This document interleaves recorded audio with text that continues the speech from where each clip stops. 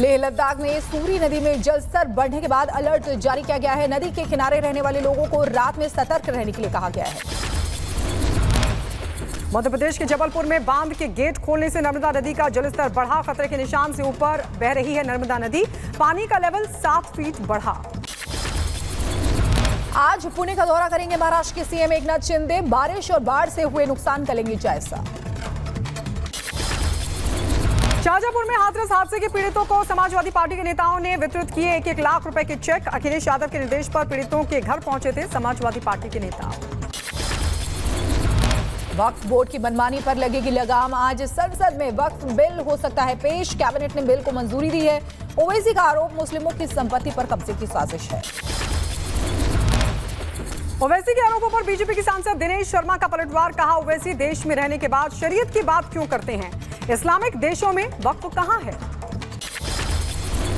वक्फ board को लेकर कांग्रेस नेता राशिद अल्वी का बयान। कहा, यह सरकार वक्फ की प्रॉपर्टी को हड़पना चाहती है। ये मुसलमानों की प्रॉपर्टी है जो शिक्षा और मजहबी मामलों के लिए वक्फ करते हैं।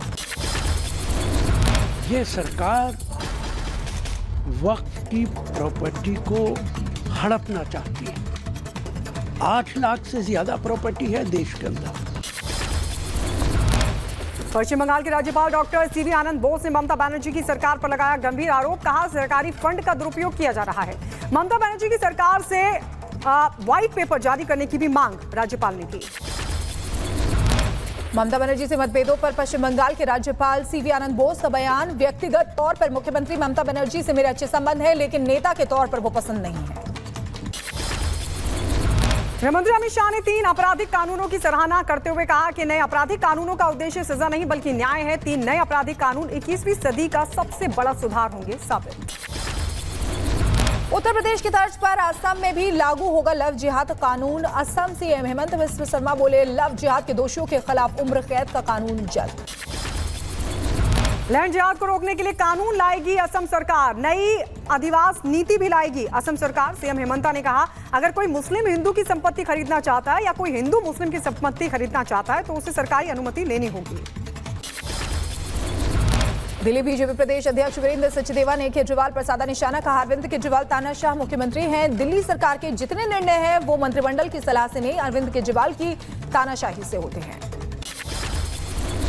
जम्मू कश्मीर विधानसभा चुनाव की तैयारी में जुटी बीजेपी विधानसभा चुनाव घोषणा पत्र समिति की जम्मू में हुई बैठक। केंद्रीय मंत्री जी किशन रेड्डी ने मैनिफेस्टो और विजन डॉक्यूमेंट को लेकर की चर्चा। दुनिया भर में मोदी की लोकप्रियता 7वें आसमान पर है। मॉर्निंग कंसल्ट के सर्वे में मोदी सबसे आगे हैं। रैंकिंग में काफी पीछे छूटे अमेरिकी राष्ट्रपति जो बाइडेन और ब्रिटिश पीएम की स्टार। राष्ट्रपति द्रौपदी मुर्मू 3 देशों की राजकीय यात्रा पर हुई रवाना। फिजी, न्यूजीलैंड और तिमोर लस्ते की 6 दिवसीय यात्रा के लिए हुई रवाना। फिजी की संसद को भी करेंगी संबोधित। यूपी के सीएम योगी आदित्यनाथ ने गोरखनाथ मंदिर में किए दर्शन। मौके पर सुनी लोगों की समस्याएं, दिया हर संभव मदद का आश्वासन। जम्मू कश्मीर से धारा 370 हटने के 5 साल पूरे। श्रीनगर में बढ़ाई गई सुरक्षा। हाई अलर्ट पर सेना। जम्मू कश्मीर के अखनूर में फायरिंग हुई है। संदिग्ध गतिविधि देखे जाने के बाद सेना ने की गोलीबारी। पुलिस और सेना ने मिलकर शुरू किया तलाशी अभियान।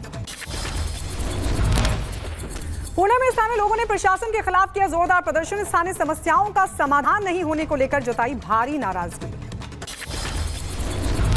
ब्लास्ट के 5 महीने बाद एनआईए ने किया स्पॉट का इंस्पेक्शन। 2 आतंकियों अब्दुल मतीन और मुसाफिर हुसैन को मौके पर लेकर पहुंची थी टीम। कैफे के आसपास सुरक्षा भी बढ़ाई गई है।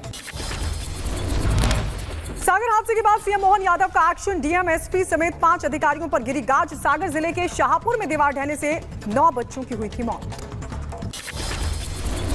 बिहार के हाजीपुर में दर्दनाक हादसा हुआ है। हाई वोल्टेज तार की चपेट में आने से 9 कांवड़ियों की मौत हो गई। कई लोग घायल बताए जा रहे हैं। अस्पताल में इलाज जारी। उधर बिहार के सीतामढ़ी में भीषण सड़क हादसा हुआ। कांवड़ियों से भरी ट्रैक्टर ट्रॉली नहर में पलट गई। हादसे में एक महिला की मौत हो गई। 4 कांवड़ियों की हालत गंभीर। सीतामढ़ी में जलाभिषेक कर लौट रहे थे। यूपी के सीतापुर में सड़क हादसा हुआ है। तेज रफ्तार वाहन ने कांवड़ियों को रौंदा। हादसे में एक की मौत हो गई। 3 लोगों की हालत गंभीर है। उत्तर प्रदेश के लखीमपुर खीरी में नदी में डूबने से बच्ची की मौत। एनडीआरएफ टीम ने कड़ी मशक्कत के बाद बच्ची के शव को किया बरामद। परिवार में मचा कोहराम। यूपी के शाहजहांपुर में आपसी विवाद में मारपीट हुई है। जमकर चले लाठी और डंडे मारपीट में 3 लोग घायल हुए हैं।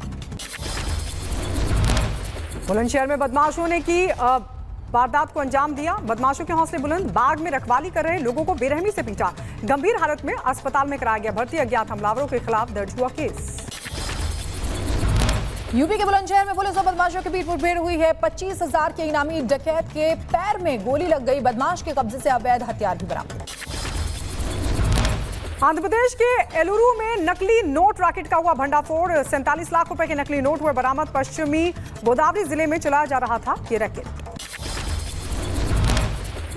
ग्रेटर नोएडा वेस्ट में सुपरटेक के निवासियों और मेंटेनेंस टीम में हुई हाथापाई। सूचना पर भारी पुलिस बल मौके पर पहुंचा और दोनों पक्षों को शांत कराया।